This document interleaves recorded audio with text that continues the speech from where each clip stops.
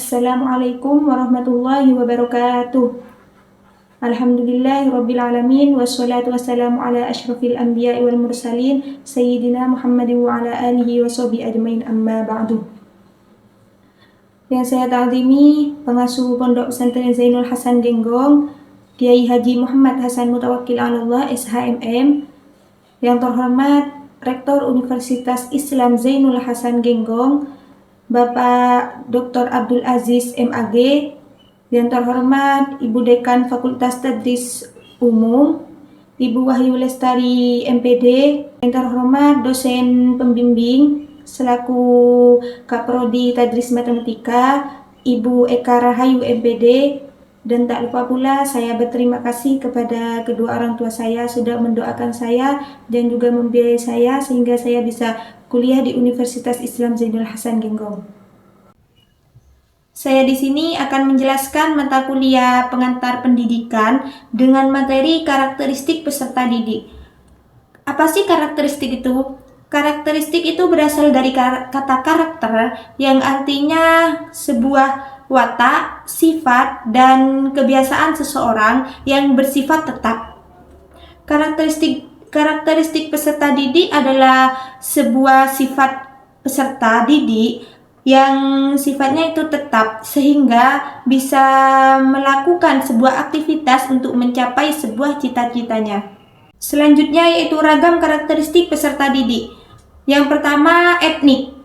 Negara Indonesia mempunyai beberapa agama, beberapa budaya, ras, dan cirinya masing-masing. Etnik sendiri adalah suatu himpunan manusia yang menyatu karena adanya faktor kesamaan atau adanya faktor kesamaan yang mana artinya itu kesamaan ras, suku, dan agama. Yang kedua adalah kultural. Meskipun kita telah memiliki jargon Sumpah Pemuda yang mengakui bertumpah darah yang satu, tanah air Indonesia, berbangsa yang satu, bangsa Indonesia, dan berbahasa yang satu, bahasa Indonesia. Namun, peserta didik yang menjadi anggota masyarakat budaya yang menjadi pendukung budaya tersebut, yang mana budaya mempunyai beberapa ragam seperti kesenian, norma, dan juga adat. Yang ketiga adalah status sosial.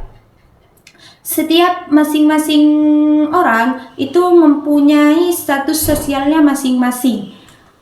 Seperti halnya di dalam kelas, peserta didik itu mempunyai ciri khasnya masing-masing. Ada yang satu pendiam, ada yang satu agak aktif orangnya, sehingga dapat diartikan bahwa peserta didik tersebut harus melakukan interaksi kepada teman atau gurunya dengan baik. Yang keempat adalah minat. Setiap peserta didik pasti ada mempunyai pelajaran yang diminati, sehingga dalam kita meminati sebuah pelajaran kita akan menguasai materi atau yang telah dijelaskan oleh guru. Dengan adanya minat akan timbul sebuah bakat dari peserta didiknya. Yang kelima adalah perkembangan kognitif. Dalam perkembangan kognitif yang dimiliki oleh peserta didik akan mempengaruhi guru dalam sebuah metode belajar, dalam sebuah materi belajar, dan cara guru itu mengajar. Dan cara guru melihat peserta didiknya sehingga dapat memberikan nilai sesuai yang telah peserta didik itu lakukan. Yang keenam adalah kemampuan awal. Yang dimaksud kemampuan awal di sini di mana guru harus mengenalkan terlebih dahulu apa yang akan dipelajari oleh peserta didiknya, seperti memberi konsep-konsep terlebih dahulu kepada peserta didik sebelum mempelajari lebih dalam tentang apa yang akan dipelajarinya. Yang ketujuh adalah gaya belajar. Gaya belajar di sini dapat diartikan seorang guru belajar dengan caranya masing-masing. Ada yang dengan cara presentasi dan memberikan tugas, atau dengan mencari sebuah tempat yang disukai oleh peserta didiknya, seperti kita belajar di luar kelas dan di mana di luar lingkungan tersebut kita bisa melihat suasananya. Selanjutnya yang kedelapan adalah motivasi.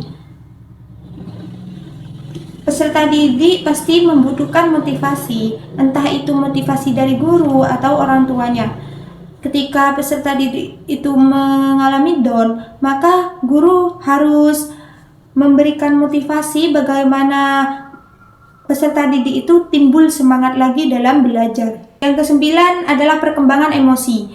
Emosi sangat berperan dalam membantu mempercepat atau malah justru memperlambat pembelajaran peserta didik. Emosi sangat berpengaruh dalam sebuah belajar bermakna atau hafalan.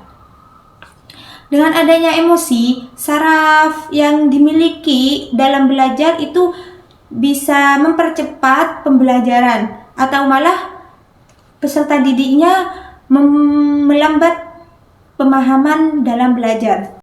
Yang terakhir nomor 10 yaitu perkembangan motorik. Perkembangan motorik adalah proses seorang anak belajar untuk terampil dalam menggerakkan anggota tubuhnya. Contohnya seorang anak kecil yang belajar berjalan, belajar menggerakkan tangan, dan belajar merangkak. Cukup sekian presentasi dari saya, kurang lebihnya mohon maaf. Akhirul kalam, Assalamualaikum warahmatullahi wabarakatuh.